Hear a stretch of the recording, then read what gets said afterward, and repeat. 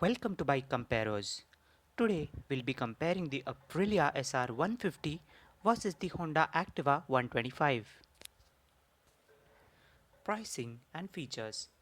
The Aprilia SR150 costs 77,000 rupees on road Mumbai, which is just 3,000 rupees more than the deluxe variant of the Activa 125. Both scooters are equipped with a front disc brake. The standard variant of the Activa 125 misses out on the disc brake, making it 5,000 rupees cheaper than the deluxe variant. However, for such powerful scooters, you shouldn't even consider buying a non-disc variant. Performance and tractability. Surprisingly, the Aprilia SR150 is marginally slower than the Activa 125 while accelerating from a standstill. However, it does go on to register a good 10 kmph higher top speed than the Activa 125 on an open road. This is because the SR150 is almost 20% better than the Activa 125 in terms of its power to weight ratio, but its torque to weight ratio is around 10% lower than the Activa 125, making the Honda quicker off the line. Piaggio could definitely learn a thing or two about CVT response and low end torque from Honda's incredible scooter powertrains. Build quality and refinement. Aprilia has put in a lot of effort into the detailing of the SR150. It uses some really bespoke parts, lifting its perceived quality a notch above the Hondas. However, it's the Activa 125 which would definitely be in better shape than the Aprilia 8 to 10 years down the line. SR150's refinement leaves a lot to be desired, especially when compared to the impeccable smoothness and composure of the Activa's 125cc unit. Handling and ride quality. Dynamically, the Activa 125 is no match to the class-leading dynamics of the SR150. SR150 is endowed with 120 section tires on 14-inch rims at both ends. Aprilia's suspension setup is also much more pliant compared to the excessively stiff setup of the Activa 125. The SR150 comfortably absorbs those bumps which jar the rider's spine riding the Activa 125. SR150's handling is also in a different league altogether. Its grippy and wide tires, along with a longer wheelbase, gives it far more grip and confidence around corners. The Aprilia is the closest you can get to a motorcycle in terms of dynamics. Comfort and ergonomics.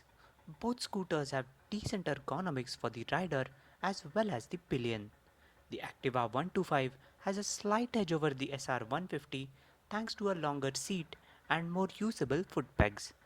Activa also has a slightly large underseat storage due to lesser intrusion courtesy of smaller wheels. However, even the Aprilia can manage to fit a full face helmet under the seat provided you buy the right one. Fuel efficiency.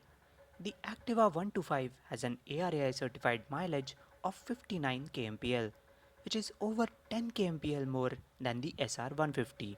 In our back-to-back tests, the Activa 125 was almost 8 kmpl more efficient than the Aprilia SR150. Reliability and after-sales service. Honda has proven that its scooters can easily outlast those made by any other manufacturer in the world. Piaggio scooters, on the other hand, have struggled with product reliability as well as service support issues ever since the first Vespa, the LX125, was launched in India. Even the sheer spread of Honda's 2500 plus touchpoints is far more widespread than the Aprilia's outlets. Resale and cost of ownership. After a usage of 5 to 7 years, the Activa 125 will fetch around 10,000 rupees more than the Aprilia SR150 thanks to Honda's impeccable record of longevity of its products. Overall, the Activa 125 is bound to be over 25,000 rupees lighter on the pocket in terms of overall ownership costs compared to the SR150. That brings us to the verdict. If you are considering one of these scooters, you are definitely not looking for a pure commuter.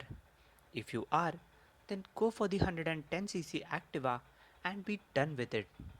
Since you are looking for something more, you'll be disappointed with the Activa 125. Not because there's anything wrong with it. In fact, there's hardly anything wrong with it. It is reliable, efficient, refined, quick, and practical. If you ride any of the 100cc scooters at the upper end of their speed range, you'll rarely wish for more power.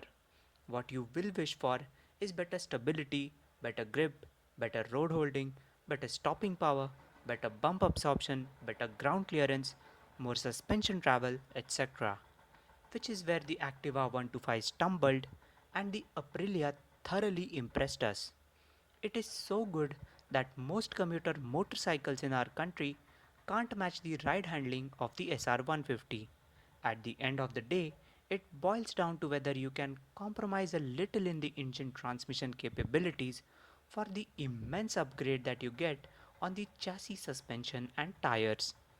We do, which is why the Aprilia SR150 is our pick of this test.